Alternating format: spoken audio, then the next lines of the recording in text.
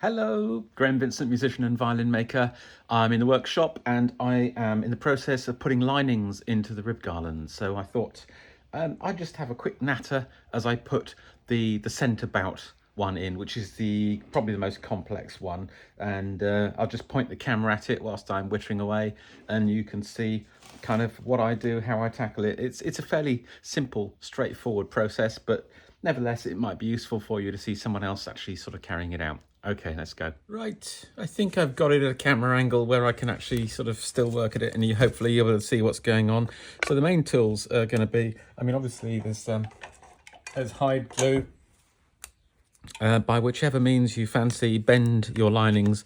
I do them kind of roughly into shape, and then I just force them in for the last bit, and that always seems to work well.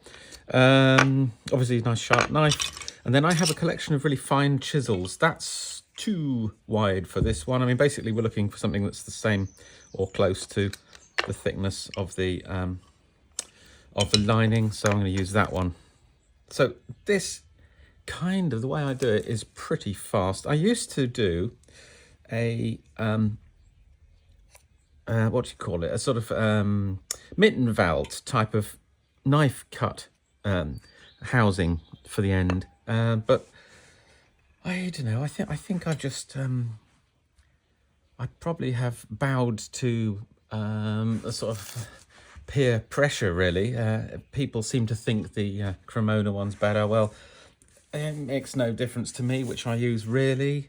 So let's do it the way that everyone seems to want. So the way that I do it is pretty quick. Basically point the lining roughly where you want it. So in this case, if you imagine when we cut the blocks across, yeah, they're going to be pretty much, oh, you can't see, can you? There we go. They're going to be pretty much straight like that. So it's no good if the lining ends too close to the face. So it's got to come in kind of about there, okay? So it looks like you've put it in quite a way around to start off with, but that's the reason for it. So just hold it there with a knife, mark up the outside of it. That's the only marking you need to do, because if you hold your knife hard up against the rib, then it is, if you cut it perpendicular to that first one, it is the right width, because you use the thickness of it to actually sort of mark the first line, and then decide where the end point's going to be roughly. So this knife is cut with a really, really, really fine, thin blade, and these are perfect for this sort of thing because, well, twofold reasons. The amount of pressure you can exert with a thin blade is just, nothing is good. Nothing can sort of not, what am I trying to say? Nothing can withstand that sort of pressure. So in it goes like that, and it's just working in from the tip, and then sort of each cut a little bit further in. And that's actually not much effort for yourself. You've cut the two sides now, pop the knife in, cut most of the end. Obviously you can't take it all the way down because it's too wide a blade for that. And then using the thin chisel, you just go in there and pick the little housing clean, so to speak. How fast is that? Pretty fast. That'll go in there. You then decide where this one's going to be. Oh, right, so I'm going to have to... So it's going to be... Where are we? Can you see it from there? Yeah, there we go. It's going to have to be something about that, isn't it? So we've marked it. And again, just cut it with a chisel, with a knife, but with that thin blade, you literally, with very little effort, just score it a couple of times, and before you know it, you've kind of cut through it. Then it's a question of marking it again in the same way. About there, I think, yeah. Cut away from yourself.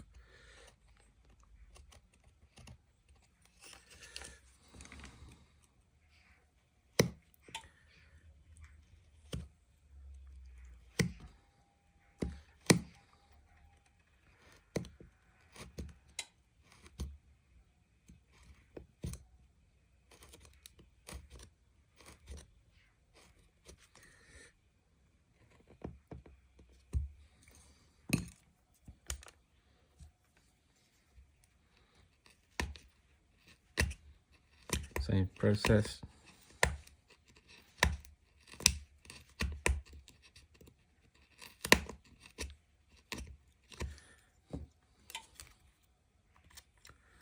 Let's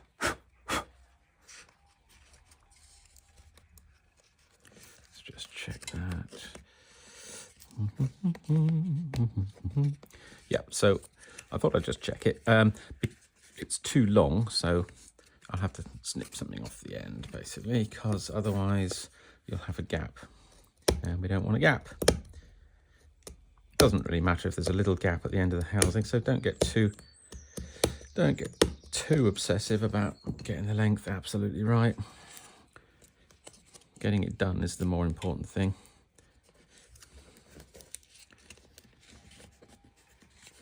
That's fine. It's about right anyway. Okay, so you can see that's going to work. I'm using clothes pegs with elastic bands. The time-honoured one, I will visually just pick out two which appear to have the strongest elastic bands on. Those I'll use on the ends. Then it's out with the hide glue. Let's hope I don't steam up the lens at this point. And slap the glue in there.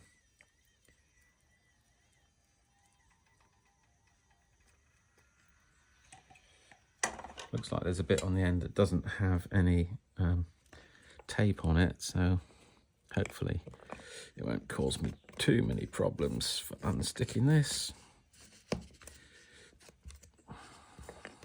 Yeah, looks about right. Jolly good.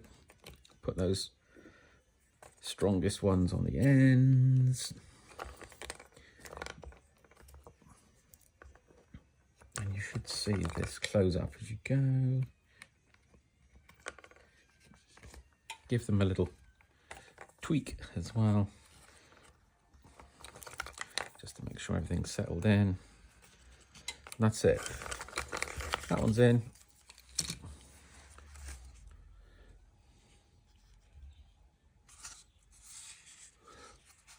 I mean, that's pretty easy, isn't it? So, should we carry on? Let's do the upper and the lower bout whilst we're at it. I mean, it's not a long process, as you can see.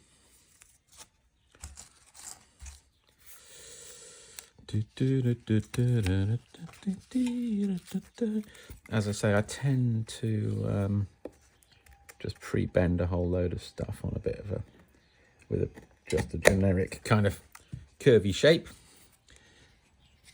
It's just faster.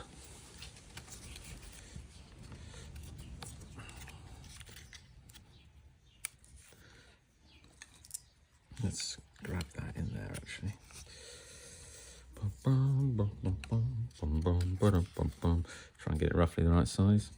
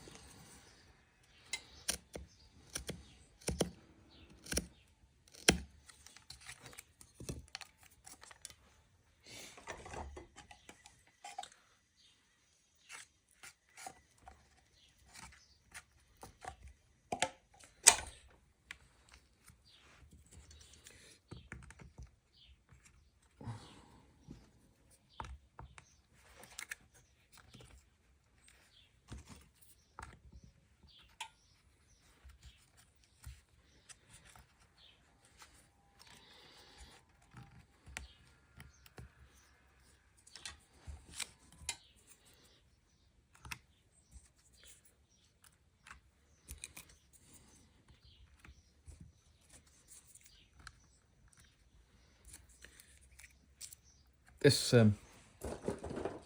particular batch of glue I'm using has quite a long open time, but even so, don't hang around. I've still got a few seconds of open time left. It's good. Last one.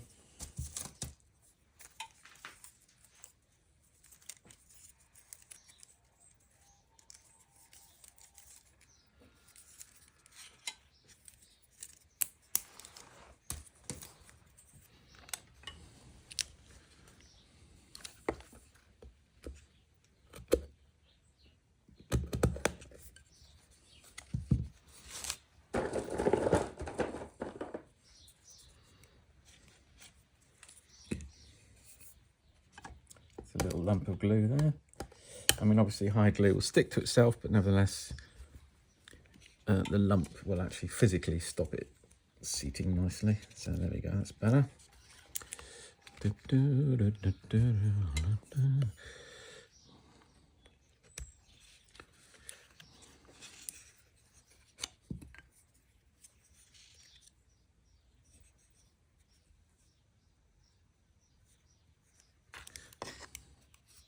Lost sight of my mark. Oh, there it is, yeah.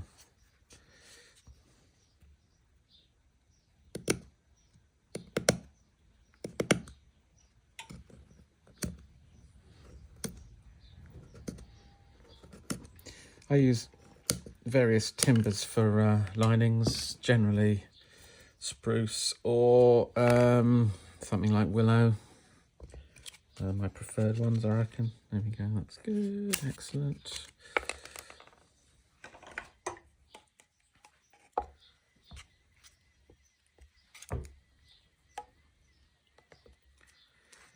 So, not the world's most exciting video, but I hope if you are getting ready to do something similar yourself, that this will actually prove to be useful. I'll just show you pretty much how simple it is. I know that I'm just checking as I go, basically, that the lining is above the level of the block. I mean, obviously these blocks I've taken down to 30mm overall, and so the distance of the lining off the mould gives you a very good guide to the actual position. I'm not ever that fussy about what the linings end up as dimension wise. In fact, I mean, the less the better, I think, really, but they have to be high enough up on the ribs to actually sort of meet the joint, and not be too high so that too much of it is removed when you clean them up and flatten the ribs down. So there we go, that's it. I'm going to call it a day for you guys watching it now, and I'm going to carry on and finish this. Hope that was useful. Yeah, so I mean, basically I'm just finishing off the linings on the ash violins I'm making. Next stage will be to flatten off the rib garland to make sure that it's 30mm overall and everything's good. And then I will crack on and mark up the exact shape of the fronts and the backs. I do actually have to hoik out one last piece of ash for one of the backs, so when I've finished sort of gluing these linings on, whilst I'm waiting for that glue to sort of go off, that's what I will do. I'll sort of sort that out. Anyway, I don't think you probably want to watch that, so cheers folks, look after yourselves, bye.